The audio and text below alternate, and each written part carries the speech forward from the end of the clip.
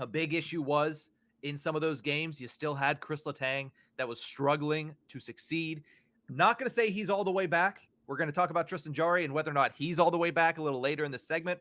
But with Kris Letang, he's starting to become volatile, which, listen, he's always been volatile in his career. But over this last stretch, he was consistently bad. So volatile is an improvement. Yeah, it's a step in the right direction. Yeah. We brought Kris Letang back. He was the one, if we had to bring one back, it was going to be Kris Letang. Between him and Evgeny Malkin, it was going to be Kris Letang. His position is harder to replace. He looks like, to be honest, the better player at the moment.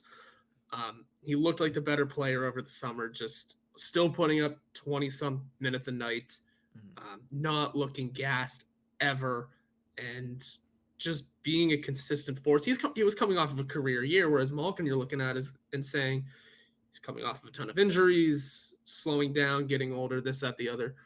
Letang looked like the better player. Now here we were, multiple games into the season, and Evgeny Malkin looked like the smart choice, didn't he? And Kris Letang, like you said, now that he's looking volatile, it's the step in the right direction. Yeah. What happened here? I mean, he's getting back to it. He's obviously improving. But he was just bumbling around out there. There was no other way of putting it. It's not even that not even like you could pinpoint certain things he was doing wrong.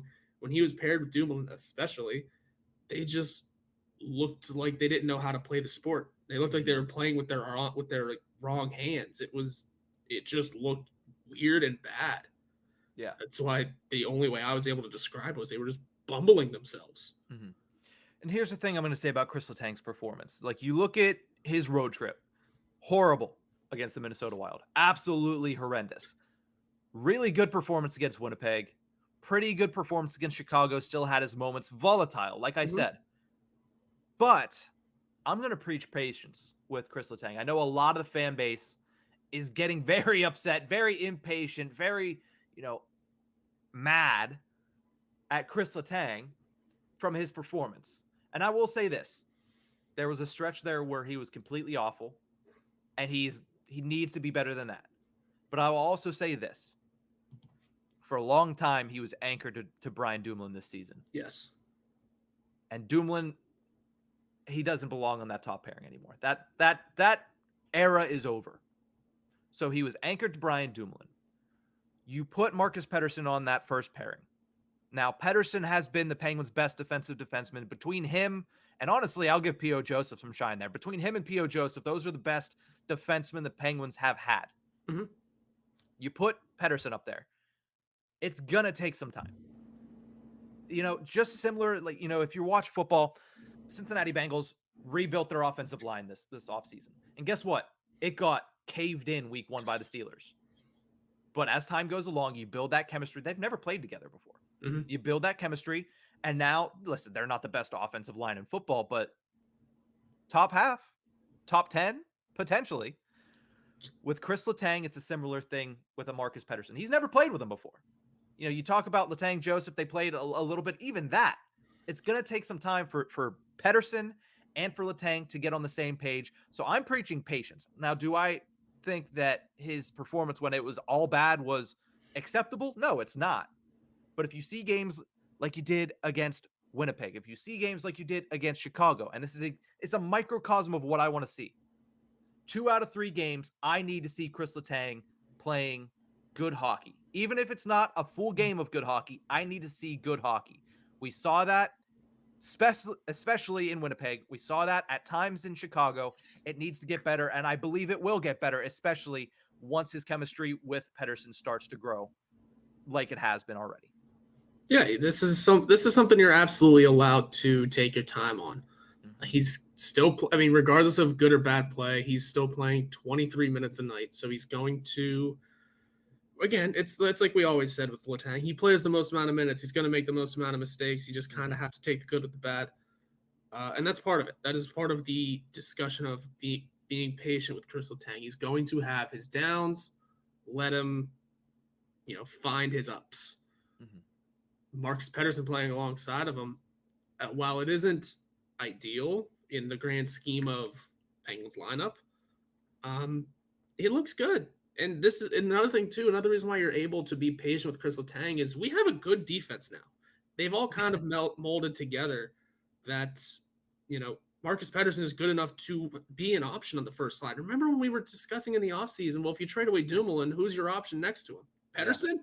We didn't want that either. Now we're sitting here like, okay, it's fine. We can do this. We can roll with this as long as Marcus Pettersson remains consistent, which we still need to learn. So I'm still hopeful for the Pettersson thing. I just wouldn't be shocked if it all falls apart. Yeah. But then you're talking back down to P.O. Joseph, who's had a great season as well, and not saying he's been better than Ty Smith, but he's surprised more than after with that Ty Smith situation. He's surprised us. Dumoulin, I want to look into how he's done since being demoted. I have not, and because I don't understand analytics, I haven't really attempted. But I mean, how many goals against has he been out there for recently? It hasn't been that many. He's a +4 now? +1, sorry. He's a +1 now. That's a step in the right direction for him. And then the whole right side, like you said, Kris Letang being patient with Jeff Petrie seems to be finding himself finally. And Jan Rutta is just steady. This defense is good, so you're allowed to be patient with your top guy. Again, you can't be that patient. You can't just keep waiting. We're at about the quarter mark of the year now. So you can't keep waiting too much longer. But this defense looks decent. I mean, it was kind of invisible during the losing streak. But I like the comparison of the offensive line for Cincinnati. They're all kind of new, and they all need to learn with each other. A couple of quick tweaks here and there. Boom, we're finding something. Yeah, and with that, this is the time of the season that you need to start seeing progress. And I thought we saw that over this last 3-game road trip. Now, does that continue? That's going to be the important thing to keep an eye on. I'm not saying, listen, this is a good defense. You need to give them a really long rope here. No, don't give them a long rope, because we saw them play putrid during that 7-game losing streak. But you need to start seeing progress. We've seen progression from Petrie. Pettersson and P.O. Joseph from the jump have been very good for the Penguins and have been getting better. Kris Letang, you're starting to see him progress a little bit. Brian Dumoulin starting to see that progression. And listen, if Dumoulin can be good on the third pairing, not going to say that I don't want to see Ty Smith, because I'm still very, very excited to hopefully see Ty Smith play some hockey this year. But you might not need it. Yeah. You might not need it. Now, a trade might have to happen to facilitate some cap space and, a little bit of breathing room, but you might not need it on that back end.